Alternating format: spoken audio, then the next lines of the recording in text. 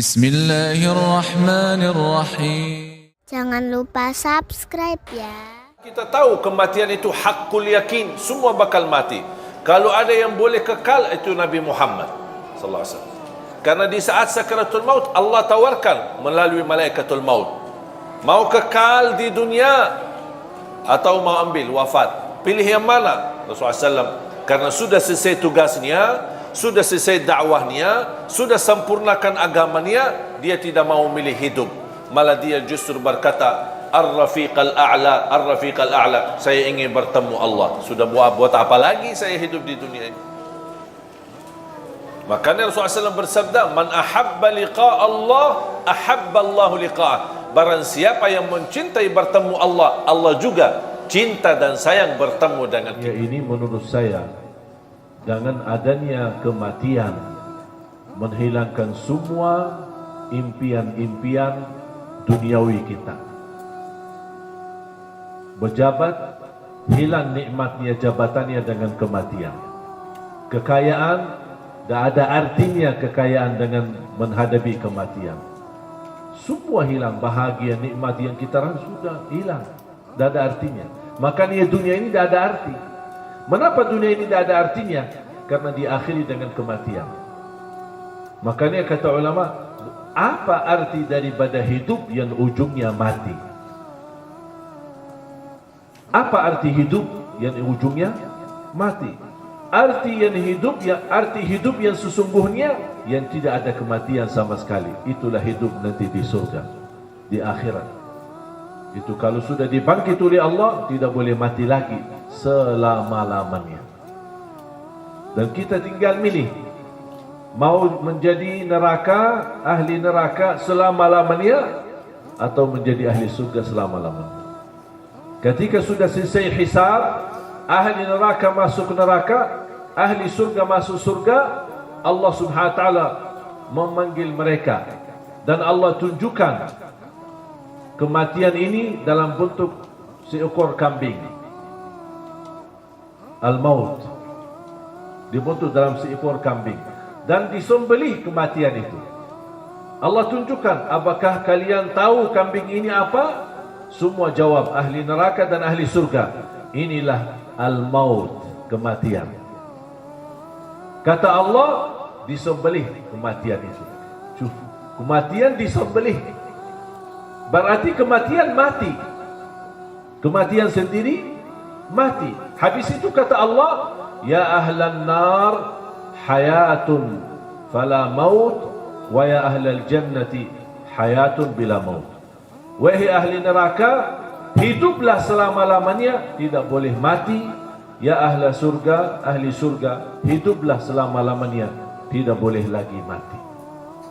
Makanya jemaah sekalian, hidup kita yang sementara di dunia ini, manfaatkan, nikmatilah untuk menuju kehidupan yang lebih lama, yang lebih panjang, yang insyaAllah bahagia, selamat dunia dan akhirat. Warahmatullahi wabarakatuh.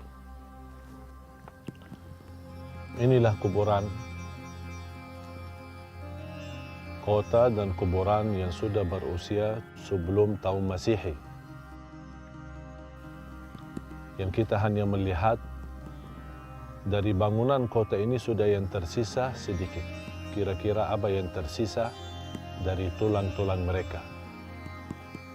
Ingat pemirsa, usia kita dikubur nanti lebih panjang daripada usia kita di dunia.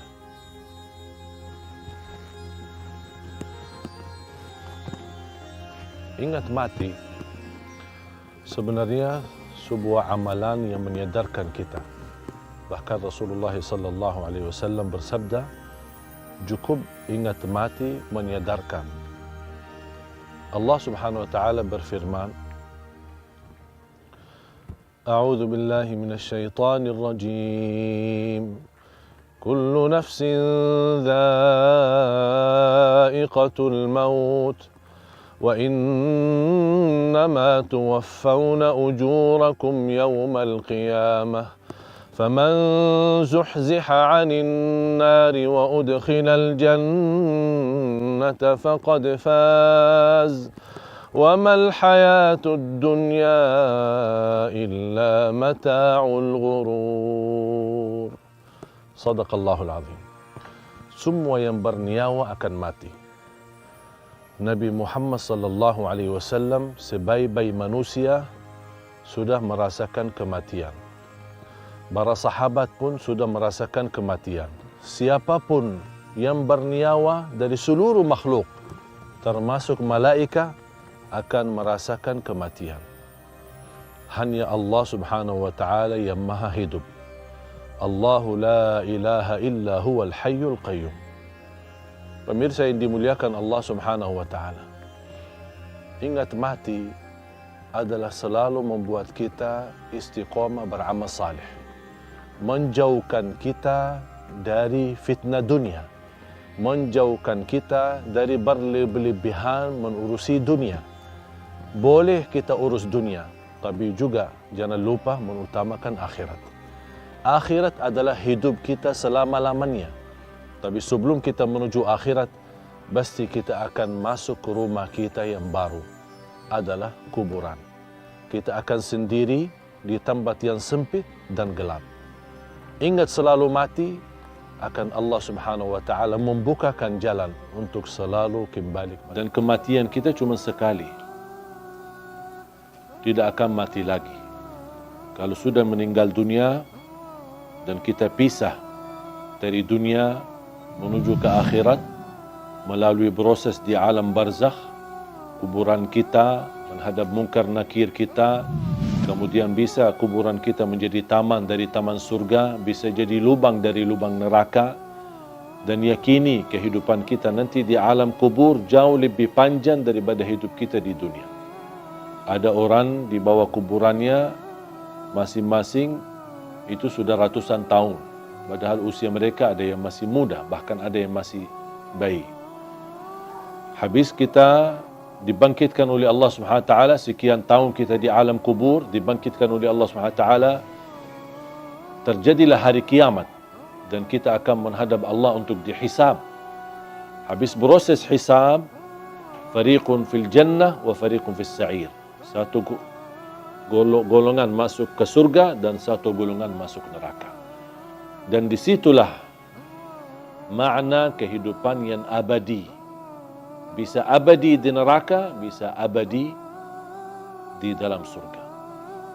Kita sebagai orang beriman sudah dijaminkan kita tidak akan dikekalkan. Bagi orang yang berdosa dan bermaksiat tidak akan dikekalkan di neraka Jahannam selama dia membawa kalimat la ilaha illallah. Man qala la ilaha illallah khalisan min qalbih harramahu Allahu 'alan nar.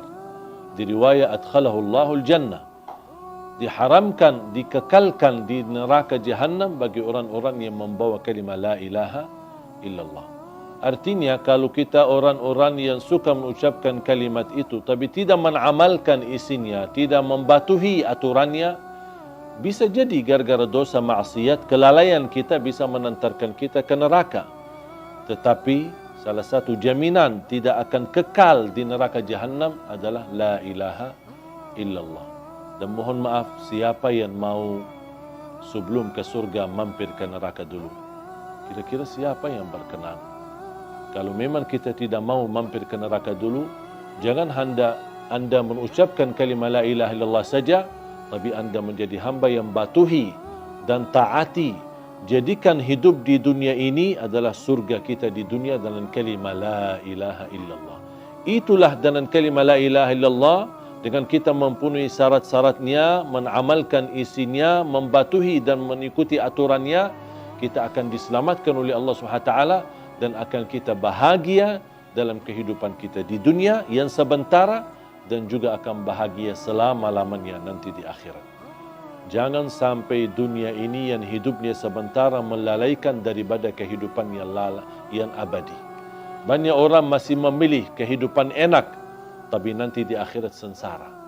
Jadikan hidupan di dunia ini, walaupun anda hadapi susah, tantangan, tak apa-apa. Semua bakal berlalu. Dan segala sesuatu di dunia ini, biarpun yang paling enak kita dapat. Anggaplah kita kaya, orang yang paling kaya raya. Tapi ujungnya mati, buat apa kekayaan itu? Buat apa kemewahan itu? Buat apa keindahan itu kalau saya akan nanti tinggalkan, akan menuju kepada kehidupan yang abadi. Makanya harus kita fikir cerdas untuk memperjuangkan kehidupan yang abadi, yang insya-Allah akan kita menjadi orang yang kekal di dalam surga Allah Subhanahu wa taala, insya-Allah tanpa mampir ke neraka. Rabbi wada'tu jambi wa bika arfa'hu fa in amsakta nafsi farhamha. Ketika saya baca fa in amsakta nafsi farhamha, saya bisa merasakan ketika Allah wafatkan saya malam itu, dan saya sangat memohon rahmatilah aku ya Allah. Ketika saya sendirian saat dimandikan, saat saya sendirian saat saya dikuburkan, saya sendirian saat disalati, saya sendirian saat dihisab, saya sendirian saat menghadapi munkar nakir, saya sendirian saat mereka mengucapkan man rabbuka, ma dinuka, man nabiyuka.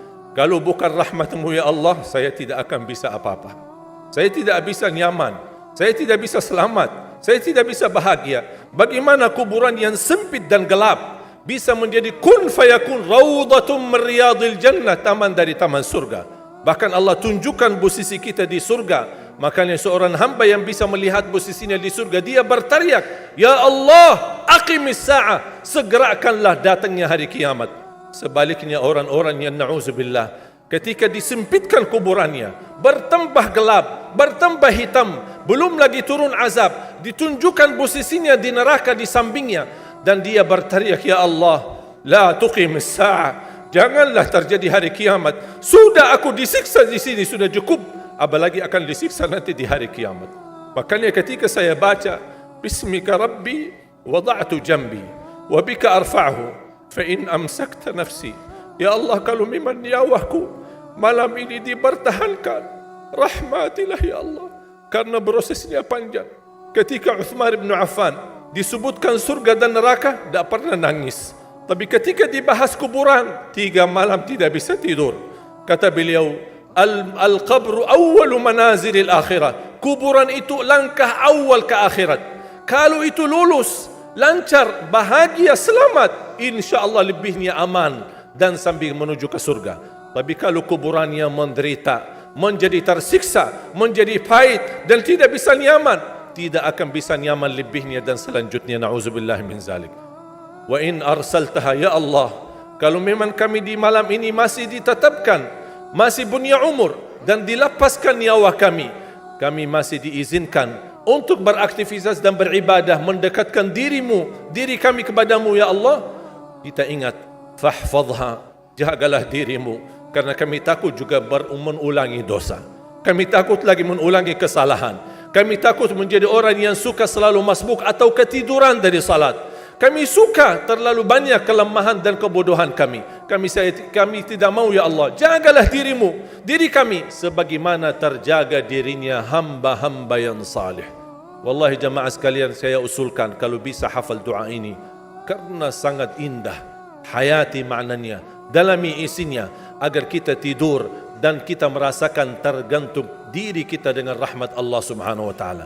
Kalau memang mati malam itu, kita insya-Allah dirahmati Allah. Kalau kita masih punya umur, mudah-mudahan kita terjaga untuk bisa menjadi sebagaimana hamba-hamba yang saleh. Jamaah sekalian, kematian itu jauh lebih dekat daripada titik nafas kita setiap hari. Bahagialah seorang yang bisa sisahkan amalannya, yang bisa membuka buku amalannya walaupun dia mati, tapi terus disalurkan pahala, sedekah jariahnya tidak terputus.